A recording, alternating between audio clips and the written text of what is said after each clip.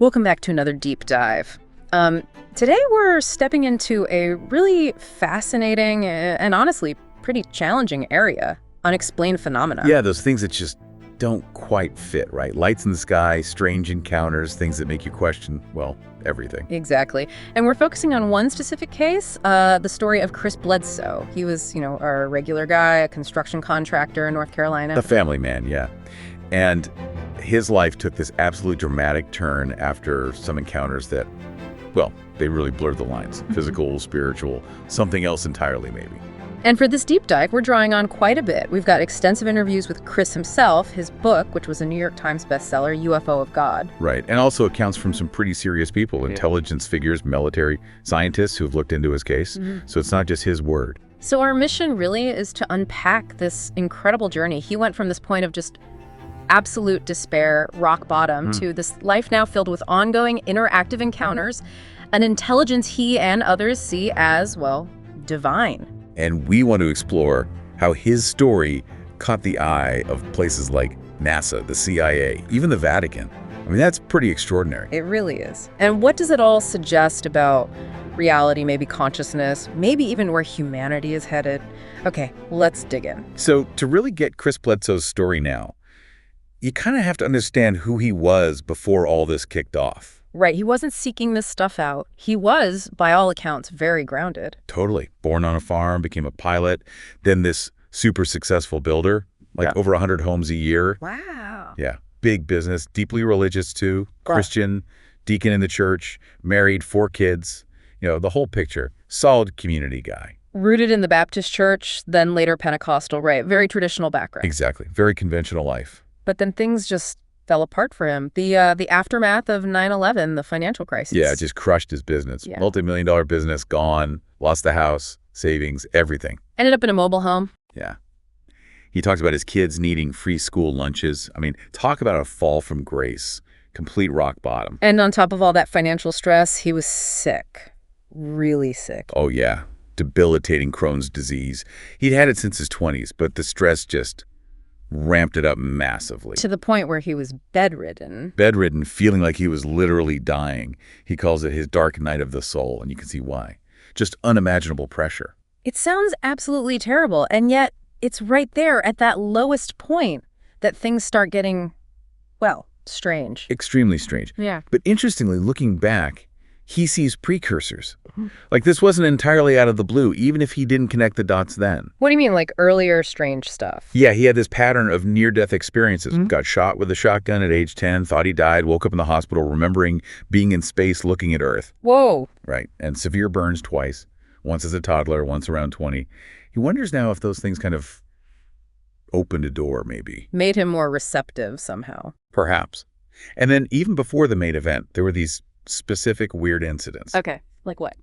Well, around 2004, 2005, after a hospital stay for being basically poisoned by too much medication, he started seeing this little floating being in his house. He called him Johnny, about 3 feet tall, looked like an adult but small. And it spoke to him. Yeah, audibly and telepathically, he says.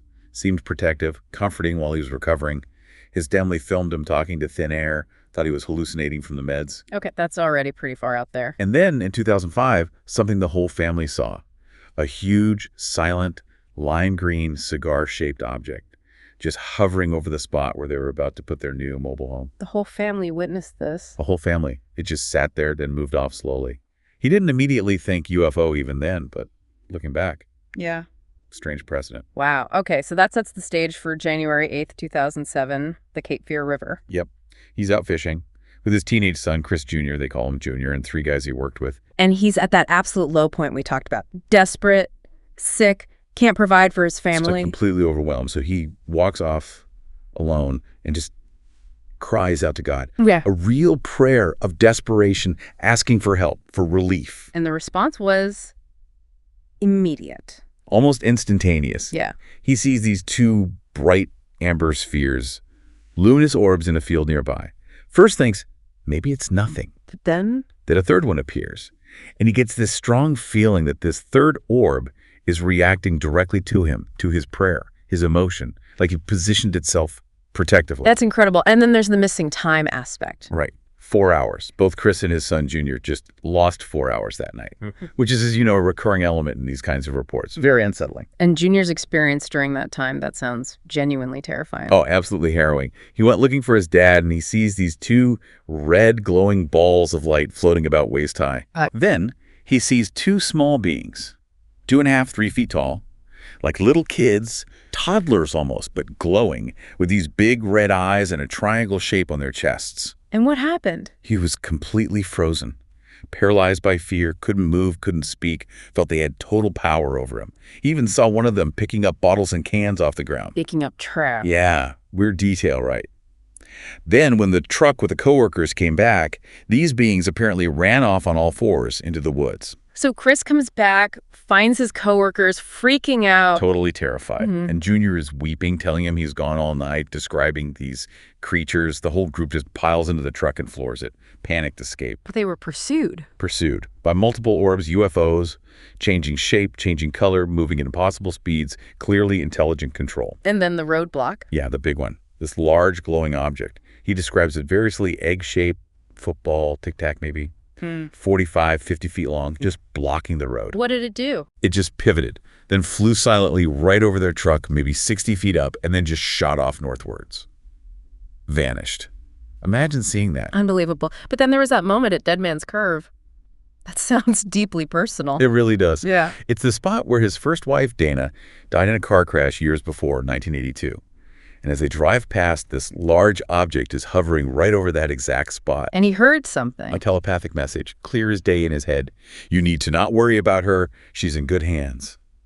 He said it brought him this immense peace, released decades of guilt he'd carried. Wow. A moment of solace amidst the terror. Kind of a signature of his experiences, that mix of the terrifying and the profoundly comforting or healing. And it didn't end when they got home. No. Later that night, this humming sound over the house, and then a being with glowing red eyes appears in the backyard. Sheer terror for the whole family. It's just relentless. But then, and this is maybe the most crucial, tangible part of that initial encounter. The healing. His Crohn's disease, completely gone. In the immediate aftermath of all this terror and weirdness, his debilitating chronic Crohn's disease vanished permanently. And doctors confirmed it. Confirmed by specialists at Chapel Hill University. Ran tests. No markers left. Nothing. He was cured. That's astounding. It takes it beyond just a strange story, a physical, verifiable cure. Exactly. It forces you to grapple with it differently, doesn't it? Yeah. A direct link between this phenomenon, whatever it is, and a profound physical healing. It challenges everything. So Chris is healed, which is amazing, but now he has this completely unbelievable story to tell. Right. And he tries to explain it to his son, Junior, saying maybe they were angels.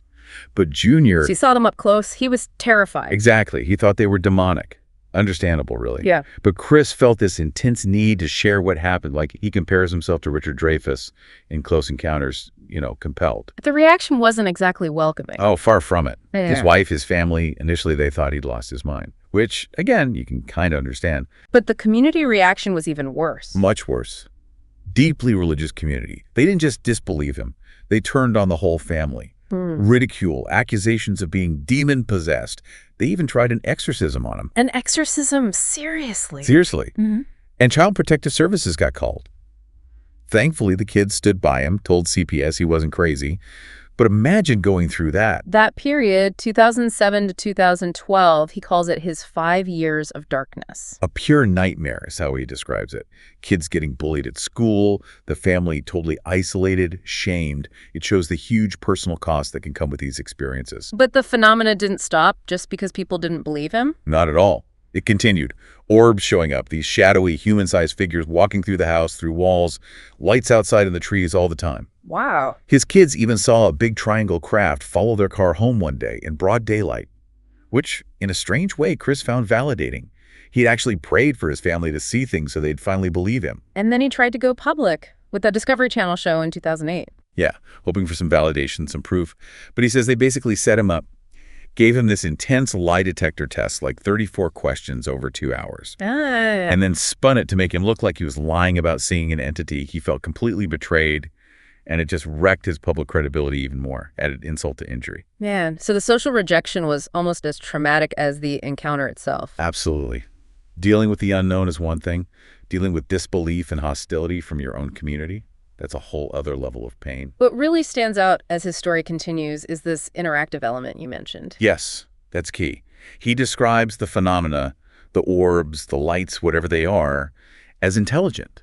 And not just intelligent, but directly responsive to human consciousness. So not just random appearances. No. He says they often show up specifically during moments of intense prayer or deep emotion, high stress, and not just for him, but for other people who visit his property too. And he developed an ability to, well, call them. That's what he claims, yeah. He says he learned how to sort of summon the orbs just through focused intention, through prayer. He's very clear. No rituals, no special words, just a connection from the heart. Which suggests a really deep link between our inner state and whatever this phenomenon is. Exactly. It puts consciousness right at the center of it all. And this leads us to Easter 2012, a big turning point. A huge turning point. After 5 years of the community shunning them, his family suffering, Chris was just broken by the guilt and sadness. What happened? Easter Saturday night, he walks outside, looks up, and basically yells at the sky. Says he's done, he gives up, he'll never talk about any of it ever again, just complete surrender. Then 3 a.m. Easter Sunday morning. He hears this loud, clear, audible male voice say, "Arise." Arise. Yep. He wakes up, finds himself getting dressed almost automatically, and follows these 3 shadowy figures out towards his dog kennel. Okay, this is getting intense. He's then handed this object, a living creature, he calls it, furry, prickly, like a tube, no head, no legs. And he gets this telepathic message that it represents humanity having lost its way. What did he do with it? He dropped it at first, but was told, again telepathically, pick it up, keep it. So he put it in the kennel. And then this powerful blast of wind hits him. He felt as the Holy Spirit knocks him backward. And as he's falling, he sees this translucent bull, or maybe a cow, but it's filled with stars, running over him. A bowl filled with stars. Yeah. Bizarre, right? Yeah. But he later found connections to ancient Egyptian stuff, the celestial bull, imagery apparently found in the Great Pyramid, like these deep archetypes bubbling up. Wow. Okay, and then came the lady. Then came the lady, this glowing, beautiful woman, floating about 3 feet off the ground, wearing a white, sparkly dress, appeared inside a circle of light. And she spoke to him. Yes. She said, "You know why I'm here. This is your burden you must bear. If you tell this story, I will help you, I'll always be with you, and from this point forward, we will allow you to film our presence and share us with others." A burden, but also a promise of help and proof. Exactly. A complete turnaround from his declaration just hours before. How does Chris interpret who the lady is? He sees her less as one specific entity and more as like the divine feminine principle. Could be the Holy Spirit for him as a Christian, could be Virgin Mary, could be echoes of older figures like Hathor or Diana from other traditions. So a universal archetype showing up. That's how he views it. And he notes she often appears around Easter time, sometimes as 3 figures, maybe forming a triangle shape. This Easter 2012 encounter was the real shift, giving him a new mission almost. So after this encounter with the lady and the permission to film, things start to shift in terms of who's paying attention, right? Definitely. I mean, he'd initially reported the 2007 sighting to MUFON, the UFO network, but he was hesitant to engage at first because of fear. They eventually sent someone in early 2008. But then came people from, well, more official channels. Right. And this is where it gets really interesting. A NASA scientist, Dr. Hal Penmere, shows up at Chris's house in 2008. Sent by NASA. Apparently.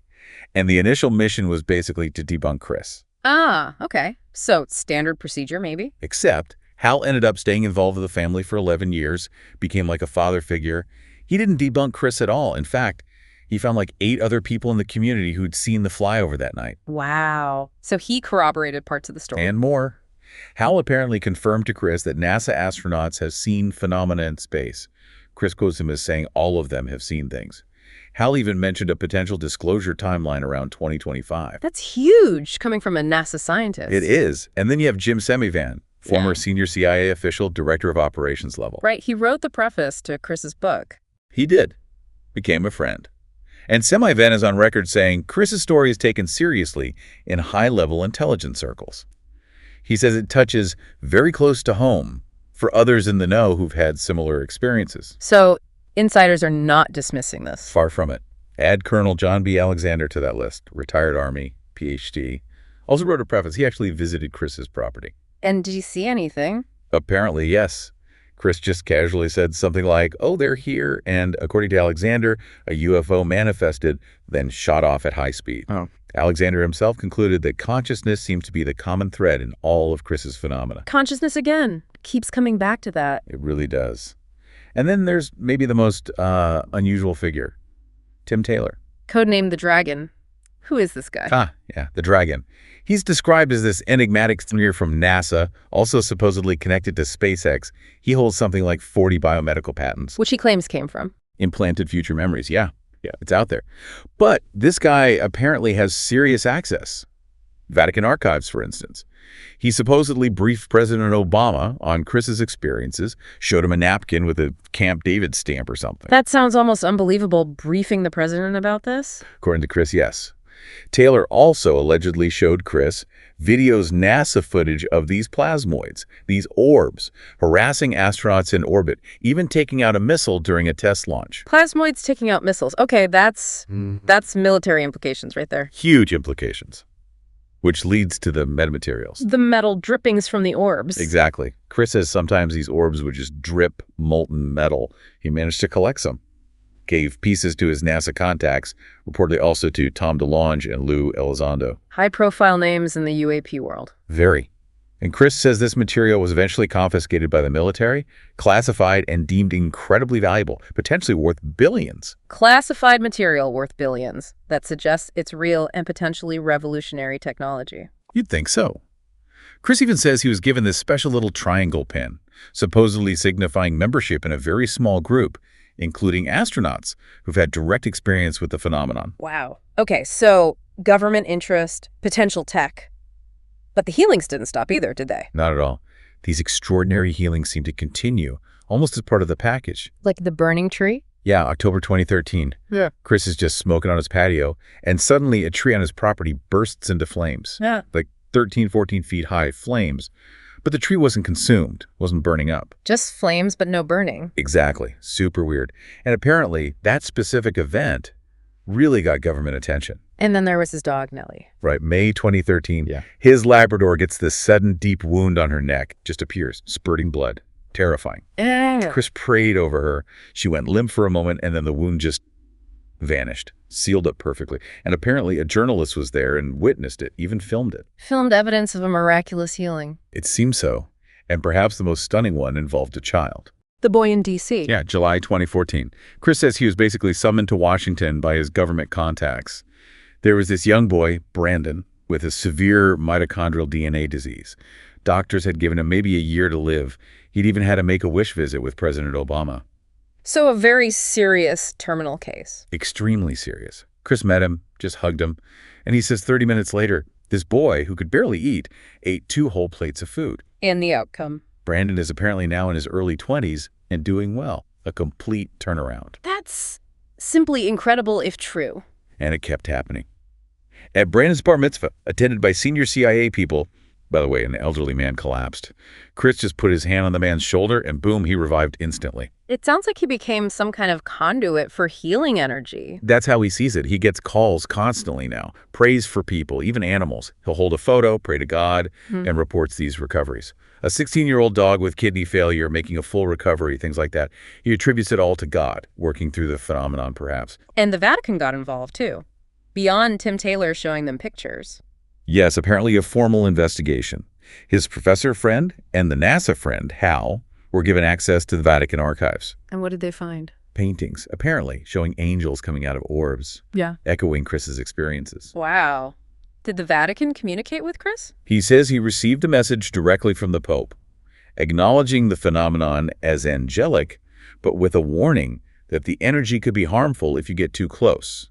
They cited St. Francis of Assisi, who apparently developed rheumatoid arthritis after an orb encounter, much like Chris did initially, before his Crohn's healing. Acknowledgement and a warning. That's significant. And get this. Chris says his picture was placed in the Vatican archives, right between the books of Galileo and Copernicus. We're kidding. Between Galileo and Copernicus. That's the claim. If true, the symbolism is just staggering. Placing him alongside figures who fundamentally shifted our understanding of the cosmos. It implies they see his experiences as potentially paradigm shifting. It certainly suggests that. And the government interest wasn't just NASA or CIA contacts. He reports interactions with the DIA, DoD, NSA, even the UK Ministry of Defense and the Australian DoD. A whole alphabet soup of intelligence and military agencies? Pretty much. He's hosted scientists, PhDs, even two-star generals at his home, and they've witnessed things too, like 50 or 60 orbs appearing at once. So these high-level officials are seeing it firsthand. What's their take, according to Chris? He says they know it's real, they're hoarding technology derived from it, but they're terrified of what he calls catastrophic disclosure. Meaning? Meaning if non-human intelligence just showed up publicly without any preparation, the societal shock could be devastating. So they're trying to manage it, control the narrative. But Chris believes disclosure is coming anyway. He believes it's inevitable and that it's actually being accelerated now. He points to April 2026 as a key time frame, which definitely raises the question, what does he think is coming? Right, because it's not just about strange lights anymore. He talks about receiving messages, warnings. Exactly. That 2012 Easter encounter with the lady wasn't just personal.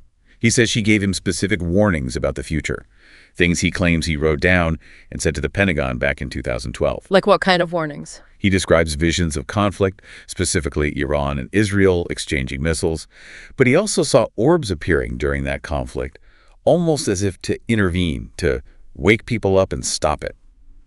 He feels that prediction played out in late 2023. Okay. She also warned him about future pandemics, food shortages, civil unrest, basically telling him humanity needed to brace for huge changes. And she gave a specific date, or rather, a specific celestial event? Yes, for Easter 2026. She pointed to the star Regulus, usually appears blue, but she said it will look red then, and it will align perfectly with the gaze of the Sphinx in Egypt, right on the horizon just before dawn. Has that alignment been confirmed? Apparently, yes. Astronomers have confirmed that specific alignment is set to happen on Easter 2026. And what did the lady say would happen then? She described it as marking a shift into a new knowledge, a new awakening for humanity. A new awakening. How does Chris interpret that? He speculates, and he says this is the first time he's really sharing this publicly. It could be the return of Christ, or perhaps the lady and the whole heavenly host living with us, Jesus. So a profound spiritual event tied to this celestial alignment. That's a huge claim, but he also talks about a darker side to all this. He does. The lady also warned him about what he calls a dark force. She apparently told them that certain people in power are actively trying to manipulate events, almost script the book of Revelations, to bring about Armageddon and essentially snuff out God. How does he understand this dark force? He sees it as a kind of parasitic race. Not physical beings necessarily, but non-physical entities that can shape-shift, deceive, and critically feed on human fear and negativity.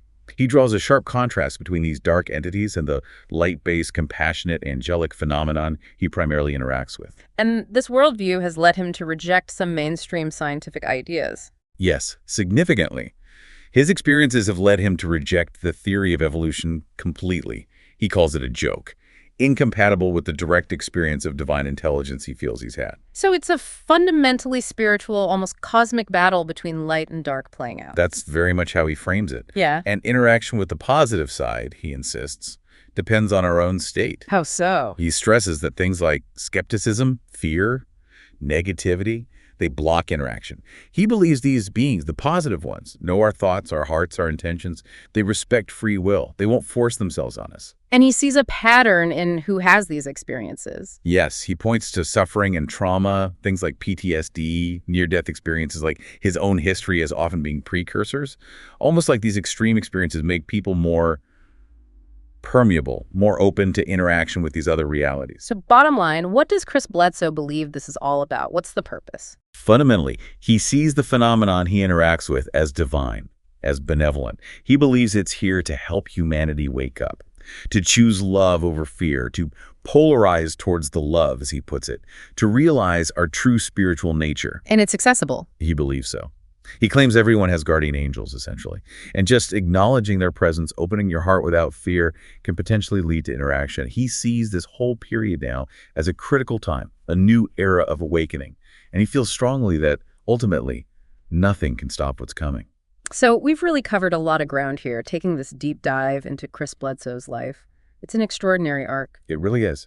From that point of utter despair, financial ruin, debilitating illness, to encountering something so profound it healed him physically, completely reshaped his spiritual beliefs, and amazingly put him in touch with this global network of high-level interest. And throughout his story, there's this constant thread, isn't there? This idea of a benevolent intelligence. Yeah, one that seems responsive to consciousness, that shows up in times of intense human need, offering healing, love, but also these urgent warnings about our future. Chris Bledsoe is absolutely convinced that this phenomenon, whatever we call it, UFOs, angels, consciousness itself isn't hostile.